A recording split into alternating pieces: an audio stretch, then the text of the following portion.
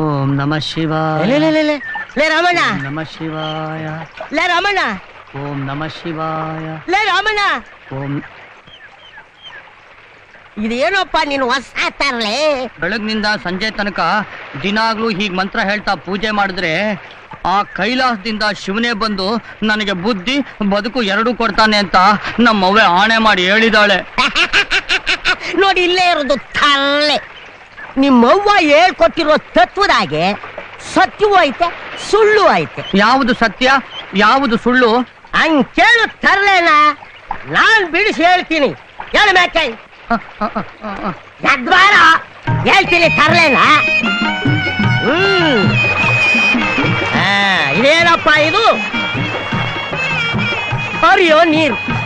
ಈ ಹರಿಯೋ ನೀರ್ನಾಗೆ ನೀ ದಿನ ಸ್ನಾನ ಮಾಡಿದ್ರೆ ನೀನು ಮಾಡಿರೋ ಪುಣ್ಯವೆಲ್ಲ ಕೊಚ್ಕೊಂಡು ಒಂದ್ ಇರ್ತದೆ.